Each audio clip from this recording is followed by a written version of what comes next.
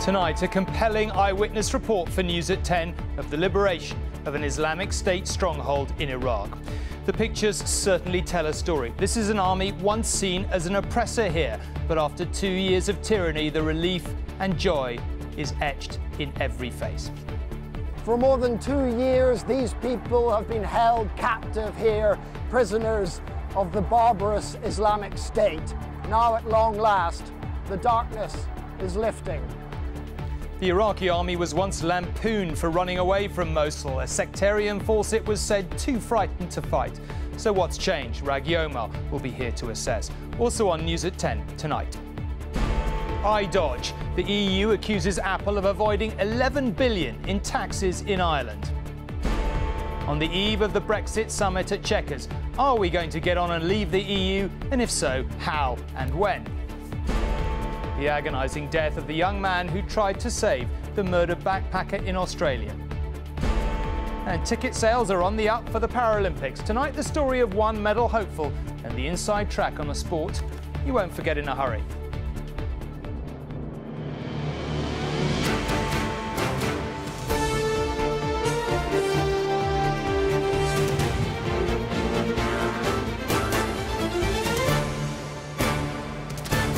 This is ITV News at 10 with Tom Bradby. Good evening. There is no disputing the scenes John Irvine has brought us tonight from the Iraqi town of Gayara. After 2 years of Islamic State rule, the relief and joy is written into almost every face. The town's liberation demonstrates clearly the Iraqis are closing in on Mosul, the last big stronghold of Islamic State in their country. But what is arguably most remarkable is the contrast with only a couple of years ago. Then the army more or less ran away from Mosul, a disliked, if not detested, Shia-dominated force deeply unpopular with the local Sunnis. So, is the welcome today just a reflection of the scale of the depravity and tyranny of IS, or has the Iraqi army and indeed the government in Baghdad actually changed? Raghi will be here to us that in a moment, but first, John's compelling report from the front line. A satanic panorama. And the closer we got to Gayara, the more sinister it looked. The belching oil fires lit by the Islamic State had created a hellish atmosphere as day was almost turned to night. Passing a gory IS propaganda poster, we were part of an Iraqi army convoy heading to the centre of this ravaged town. It would have been logical to assume the place was deserted, and yet it wasn't. After what they'd been through, their hesitancy was understandable. However, slowly but surely, it dawned on the people of Gayara. Their liberation was at hand. This is what restoring freedom looks like.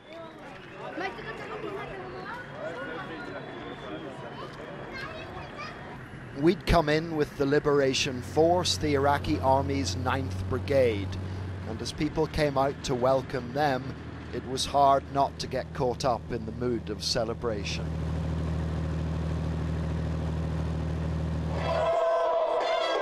Soon hundreds of ecstatic people were jubilant on Main Street.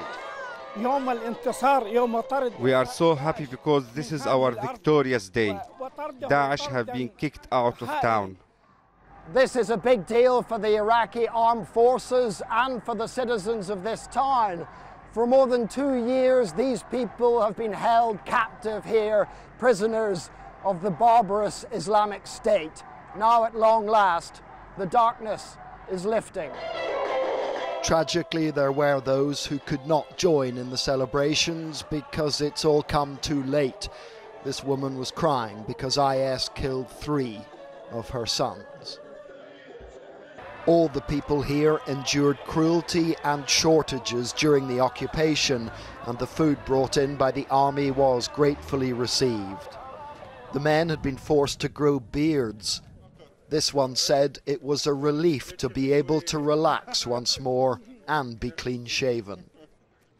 I asked this girl why she was still covering her face. She said it was a 2-year-old habit that would be hard to break. This is the Iraqi army's biggest victory yet in the push towards the city of Mosul. Gayara is a town of 15,000, and it's clear the battle fought here was urban warfare at its most brutal.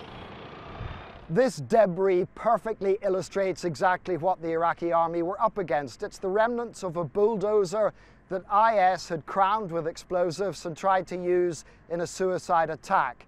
Coalition jets spotted it instead, and a missile destroyed the machine.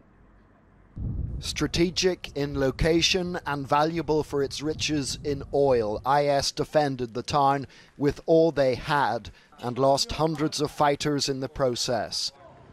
The army quickly began vetting men of fighting age to determine their allegiance and to see if IS sleepers have been left behind.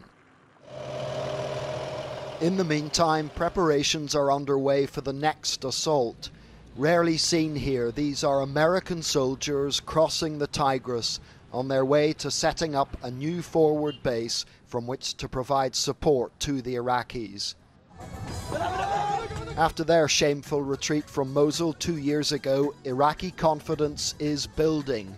They are vanquishing the barbarians and setting their victims free.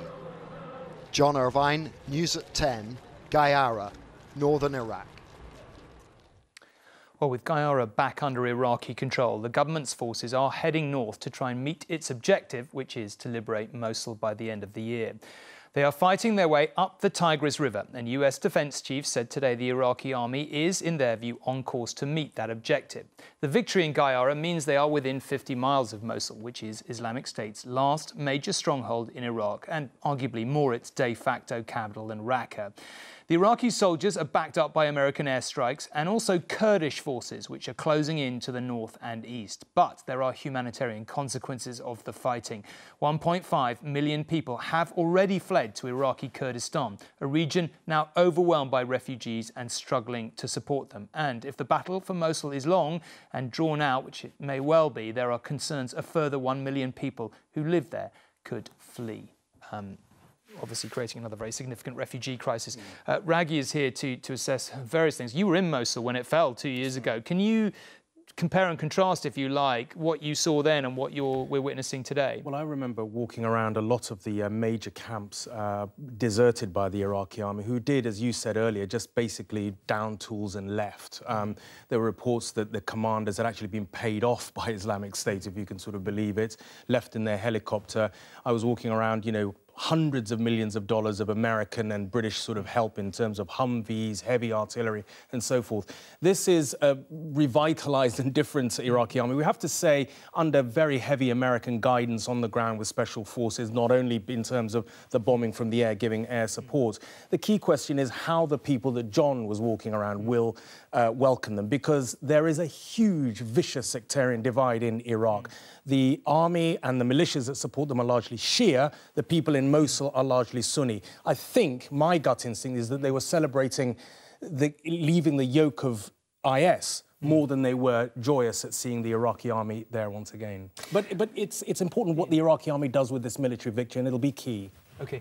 We've also had news today that al-Baghdadi, who's, of course, the leader of IS, his number two, if you like, appears to have been killed, or so the Americans are saying. That's right. A 29-year-old Syrian called al-Adnani. Very, very significant because he was very charismatic, and most importantly, he was the one who articulated the lone wolf attack sort of ideology of IS in France.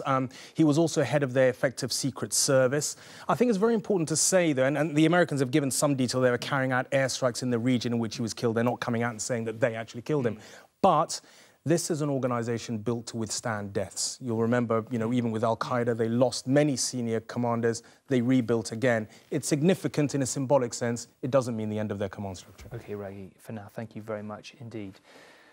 Now, what government would turn down £11 billion in taxes, more than it spends in healthcare on healthcare in a year? The answer seems to be the Irish Republic. Today, its deal with America's Apple Corporation has been declared illegal by the European Commission for, in effect, letting Apple off most of its taxes in return for for jobs. The Commission said a government can't decide to give tax breaks to some companies and not others.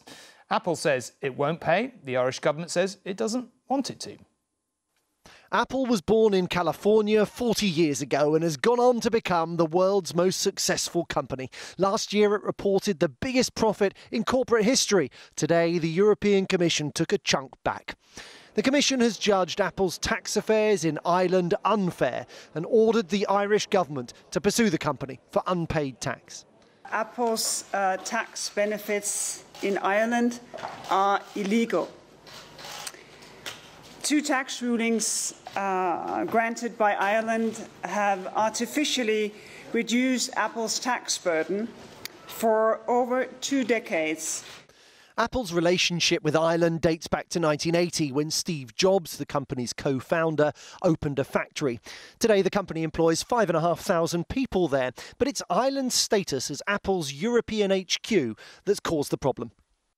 For 25 years, every computer, iPhone, iPad or iPod that Apple sold in Europe was channeled through a company in Ireland. The profits were then allocated to a head office with no staff or premises, one that existed only on paper.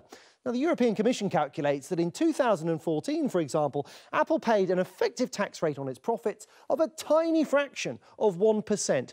Businesses in Ireland normally pay corporation tax at 12.5%.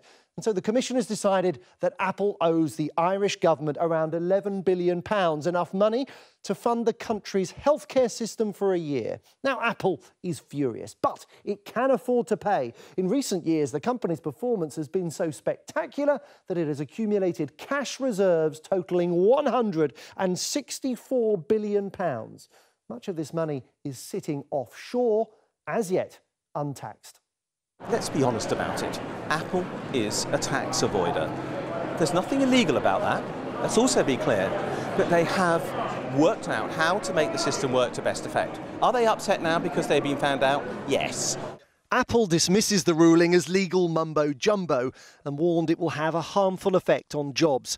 The company intends to appeal, so too does the Irish government. I think it's on very tenuous grounds. The Irish authorities at the time, in 91 or 2007, did nothing improper or illegal. There's a government meeting in the morning, and I'll be proposing to government that the Irish government appeals this decision. And so, for the first time, surely in history, a government is in line for a colossal tax windfall it says it doesn't want. And Joel is here. It's a bit of a strange business. I'm tempted to say to the Irish, well, if you don't want it, perhaps we can have it. We could use 11 billion. I mean, is Apple really off the hook here if the Irish say they don't want the taxes? Well, the UK may decide, Tom, it has a claim on it. Look, I think the thing here is fascinating is the Irish government was clearly very happy for Apple to pay almost nothing in tax in return for creating jobs, a special arrangement which the European Commission has decided was completely illegal. Now, tonight, the US government has criticised the European Commission's ruling. The Obama administration, Tom, wants Apple to pay more tax, but not in Ireland, in the United States of America. Thank you very much. Yeah. So, in a sense, I think what's happened here is Apple is a victim of its own success. It's shifted so many of its devices around the world and played the international tax system so shrewdly that it's ended up with this rather embarrassing mountain of cash out of the reach of the tax authorities. Offshore, Apple can do very little with it, but it's loath to bring it onshore, especially in the United States, where 35% of it will go straight to the government. And I understand, you know, the European Union, the European Commission, basically it's not just Apple, it has a few others in its sights. Oh, look, multinationals across the board have woken up to the joy of tax in recent years. They've realised they can shift profits around from jurisdiction to minimise their tax bill. They've realised that countries like Ireland will bend over backwards to lower tax rates and attract investment. So you've got this kind of standoff, and the European Commission very clearly decided, look, the balance of power has tipped too far in corporate's direction. It's already said to the likes of Starbucks and Fiat, look, cough up, pay money back to Luxembourg and the Netherlands. It's got Amazon and McDonald's in its sight. There's a power play going on here. We don't know how it's going to play out. OK, we will see. Joel, for now, thank you very much indeed. Even by the figures we've grown used to. The latest number of rescues of migrants adrift in the Mediterranean is an alarming reminder that an exodus from Africa to Europe is still very much going on. We've been hearing this evening that 3,000 have been picked up just today, but yesterday's total was more than twice that, 6,500 in all. They were the lucky ones, you might argue, brought ashore from their unstable and overcrowded boats in 40 separate rescue missions. Overwhelmed with relief at seeing their rescuers, they swim the last few yards to safety from a boat that many must have thought would never make it. Their faces tell a story of desperation. People who have risked everything to escape untold suffering at home.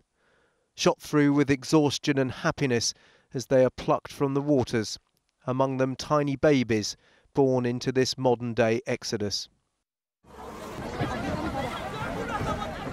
The vessel they were on was carrying more than 500 souls, most from the Horn of Africa, who'd been packed in until there was barely room to stand. The first off were the dozens of children who might not fully appreciate the danger they were in. It was thanks to a Spanish aid agency that they were plucked to safety, just one of 40 rescues off Libya yesterday, which also involved a British Royal Navy ship. They took place around 12 miles off the Libyan coast as they made the journey towards Italy. Even before these latest rescues this year, 105,000 migrants have made this journey. That's around 10,000 fewer than in the first 8 months of last year, but more than 2,700 people are believed to have died making the crossing, around a fifth more than in the same period last year. This mass migration is being driven by appalling living conditions in countries like Eritrea and Sudan. There is no solving those root causes overnight. So the first thing is to recognise that search and rescue is going to have to continue for months, if not years. And we are going to have to also think much more seriously about expanding safe legal routes for refugees so that they don't have to turn to these routes and stop fueling the people smuggling that leads to this. Among those rescued yesterday, 5-day-old twins from Eritrea, born in Libya, now refugees in Europe, less than a week old and already homeless. Dan Rivers, News at 10. 2 months on from the vote to leave the European Union, we still have very little idea of when and how we're going to leave, and that's putting it mildly. Well, Theresa May and those ministers involved with Brexit will get together tomorrow to try to get their ducks in a row over how they want those negotiations to go. Could be a long meeting. Our political correspondent Paul Brand is here. Paul, I mean, as we said, 2 months on, we haven't got much of a sense of a shape of how our exit is going to happen and what we might end up with. Do you think it'll emerge from tomorrow? Well, Theresa May has said Brexit means Brexit, right, Tom? But, all right, what else does it mean? And that is the question that the Cabinet have got to answer tomorrow. She sent them away over the summer to come up with ideas of opportunities, as she put it, that the Brexit would pose for their departments. I spoke to one minister, for example, who spent all summer talking to sheep farmers and businesses to come up with ideas. And now they've got to pool them all together tomorrow. And I do think we will get some detail, but we're also potentially going to get a pretty big division over the fundamental tension at the heart of all of this, which is if you want free trade with the EU, we know this, you have to accept freedom of movement of people, immigration. And for those like the Chancellor, Philip Hammond, I would fully expect him tomorrow to say quite forcefully we need to be part of that single market, even if we have to compromise on immigration. Whereas other purists like Liam Fox, for example, David Davis, two Brexit ministers, if you like, are going to argue for full control over everything, even if we maybe have to compromise on the single market. And that tension is going to run through everything. One thing we do seem clearer about tonight, there's going to be no second referendum, at least while the Prime Minister's in charge. Yeah, so this is the other big divide. Those who say, we've had the debate, we made the decision, it's over. And those who say, no, the debate's just beginning, we don't know what this Brexit thing looks like, we need a second vote to sign it all off. Today, Downing Street say, no second referendum, no general election on all of this, and not even a vote in Parliament. Brexit, whatever it looks like, is happening. OK. Paul, thank you very much indeed. Now, when British backpacker Mia Eilif Chung was fatally attacked in Australia a week ago, fellow Briton Tom Jackson put his life on the line to try and save her, you probably recall. But since news came through that he lost his life, succumbing to stab wounds inflicted by Mia's killer, there have been really moving tributes from those who knew him best and loved him most. After following his dream to travel to Australia, Tom Jackson died following his instinct to help others. While other backpackers hid in their rooms as last week's knife attack unfolded at this hostel in Queensland, he was stabbed 20 times in the head and chest, trying to protect his fellow British traveller Mia Eilif Chung, who died at the scene. One of Tom's closest friends told me she wouldn't have expected anything else from him. He just wouldn't even think twice. It was just his second nature, just to help and just to be there for anybody that he'd met or anybody he cared about. That was just Jacko. He put his life on the line, and that's just the person who he was. Mia and Tom had been staying separately at the hostel, which is popular with backpackers doing farm work in the area. Police say the alleged killer, Smail Ayad, will now have his charges upgraded to include 2 counts of murder. He's also accused of attacking 12 police officers in custody.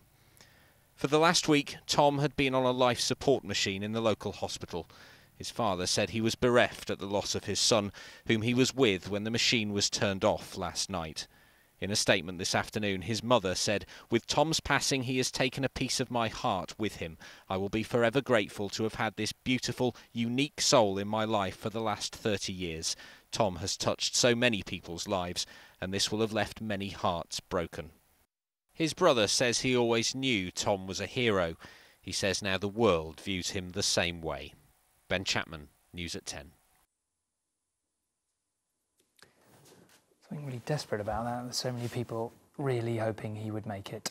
Anyway, it will take many days to bury all the victims of last week's Italian earthquake, and so it was that another joint funeral was held today for 28 of the nearly 300 people who died as they slept. It was held under awnings against the rain on the outskirts of Amatrice, the town so badly hit in the early hours last Wednesday. The venue was only switched to Amatrice at the last minute. Local people had objected to plans to hold the service 40 miles away near the mortuary where the bodies were taken. Now here's a question. Who knows best how to care for our countryside, farmers or the National Trust? This very debate has erupted over the Trust's decision to outbid farmers for 300 acres of the Lake District, which it says it has bought because of its value to wildlife. But local people say the deal threatens the agricultural life of the area and the home of a rare breed of sheep. This is Thorneythwaite Farm, more than 300 acres of grazing land spanning the tranquil Borrowdale Valley. A beautiful setting, but the scene of an ugly row. The National Trust, custodians of England's heritage, stand accused of bulldozing their way over locals with a big money bid to buy this place at auction. I'm angry and I'm upset as a born and Borrowdale man.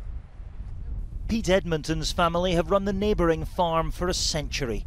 He wanted to buy Thorneythwaite, the farmhouse and the land, for his sons. But the lots were split. An outside bidder took the property, and the Trust trumped his offer for the land by £200,000. They seem to have an unlimited pot of money, but it's public money. They're a charity, and they've come up with this block lump of money and thrown it at that lot 2 at Thorneythwaite. I was prepared to buy it as a whole at a reasonable price to preserve that area in the way we preserve Seathwaite. And no, you can't. I can't. The Trust insist they were acting in everyone's interests, not abusing their position.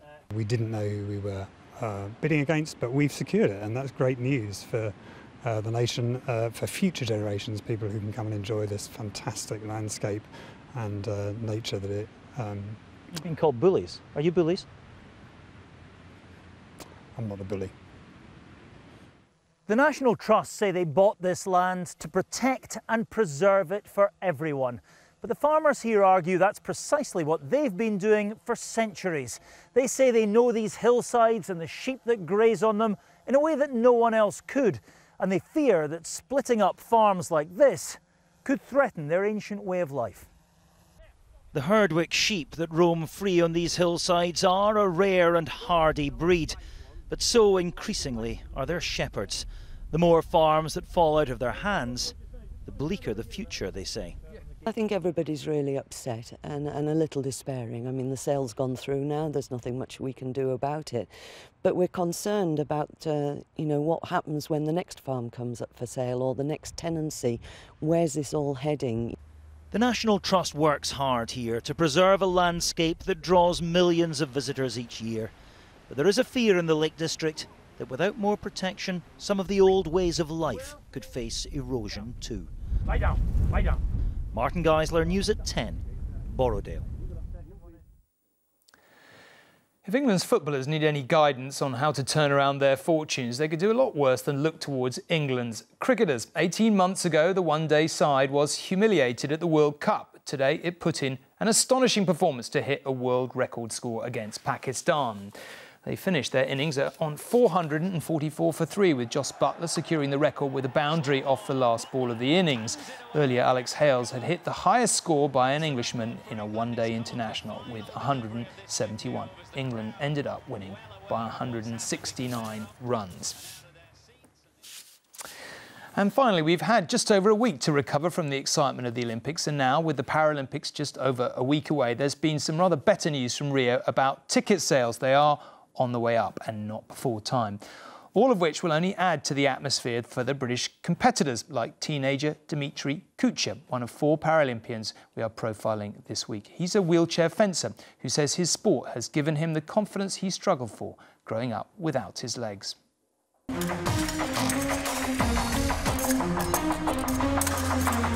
Precision is everything. Physically grueling. Its rewards life-changing. Fencing's made me confident in a way that nothing else ever has. It's given me passion that I'm able to project onto other things, and it's just improved my relationships with people and with myself, really. Meet Dimitri Kucher, champion in wheelchair fencing. But his place at Rio has been hard-fought. I have a bar on my non-fencing arm, which I can use to push and pull my body forwards and backwards to attack at high speeds, basically, and the frame ensures that we don't tip out and injure ourselves. Dimitri lost the use of his legs after he was hit by a car at 2 years old. And growing up in a wheelchair, he often felt isolated. It was more of a feeling of being a little bit different, that people sometimes were necessarily seeing the wheelchair more than they were seeing me. But now, knowing with a lot more experience and with a lot more confidence that sport has given me, that even now I do sometimes still feel those feelings, but they're not as bad. This is the last photograph of Dimitri before his accident. Afterwards, his mother knew her little boy had a very different future, and at first struggled to accept his wheelchair. How tough did you find it that your little boy had only just learnt to walk and then it was taken away from him? It was very hard. It was very hard, but he was amazing. He was just get on with it. Dimitri didn't just get on with it, he excelled. His parents' positivity propelled him high, and at 18 he's been juggling A-levels, Paralympic training and inspiring other young athletes to dream big. When I see him achieve even the slightest thing, I feel he's going to be all right. You start to see that your child is still there, and you start to forget about the wheelchair. And achievements don't get much greater than this. Her little boy, now Britain's best hope of a Paralympic medal in wheelchair fencing in nearly 30 years, with an ambition to boot. I know what I want to do. I want to get 2 gold medals. I don't get sore and blistering hands. I don't drive myself till I'm absolutely exhausted to come second. And Dimitri's already earned 1 title as a role model to the next generation. Sally Lockwood, News at 10. And you may recall one of the most inspiring things about London was the way the Paralympics became as big a hit as the Olympics. So let's hope that happens in Rio. Tomorrow we'll be profiling another Paralympian, the paracyclist Megan Giglia.